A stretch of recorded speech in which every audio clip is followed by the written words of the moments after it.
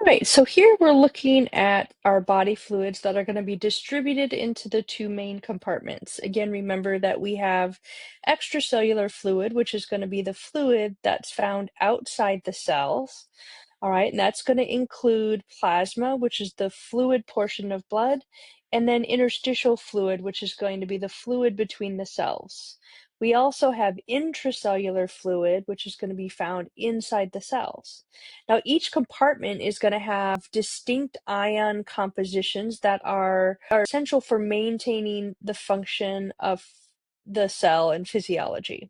Okay, now the composition of extracellular fluid, again, remember our subcomponents are the plasma and interstitial fluid. Plasma is going to have a higher protein content than interstitial fluid. All right, plasma typically carries proteins called albumin. All right, now the major ions that are found are going in that extracellular, or sorry, in the extracellular fluid are going to be things like major ions. All right, so positive charges or cations that are found outside the cell, you're going to have higher levels of sodium outside the cell. All right, on the outside of the cell, you're going to have low levels of potassium.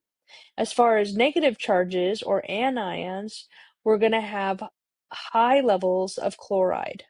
Okay. Now, again, proteins in the plasma there's going to be a higher content of proteins in the plasma than in interstitial fluid. All right. Now, the functions of this extracellular fluid, it's important for maintaining blood pressure as well as circulating different nutrients and waste products.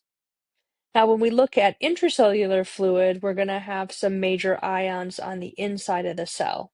All right, again, cations are positive ions or positive charges. So on the inside, we're going to have high levels of potassium, which you can see. Remember, there was low potassium on the outside of the cell, so we're going to have high potassium on the inside of the cell. It's approximately about 140 milliequivalents per liter. We also have high levels of magnesium on the inside of the cell, and then we have low levels of sodium on the inside of the cell. As for the anions or the negative charges, the negatively charged proteins are going to be present. We're going to also have low chloride, which remember is Cl negative or Cl minus. And then we how the ionic contribution functions within physiology. All right, so the whole purpose of this, the ion contribution, is going to of fluid in the cell. It's going to support metabolism of the cell, as well as some enzymatic reactions that occur. All right, as far as the clinical significance, when we understand the unique ion composition of both extracellular fluid and intracellular fluid, this is going to be important for us to diagnose certain conditions or manage certain conditions.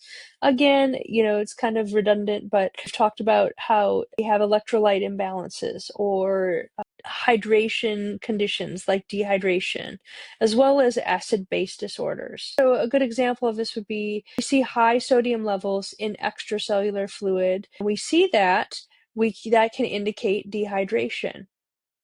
All right, so when that starts to elevate, even though we already have high sodium levels in extracellular fluid, when we start to see even higher sodium levels, that means that we have probably less water, and that can indicate dehydration. Low potassium found intracellularly can impact heart rhythm and muscle function. High potassium, if we start seeing high potassium in the extracellular fluid, and if you look here, we're supposed to have low potassium in extracellular fluid. When we start to see high potassium in extracellular fluid, what this means is that being that we have more potassium on the inside of the cell, there has been some type of trauma to the cells, like burns or just physical trauma that cause these cells to break open. And when those cells break open, they release the potassium into the extracellular fluid. And that can be important and can also impact heart rhythm and muscle function.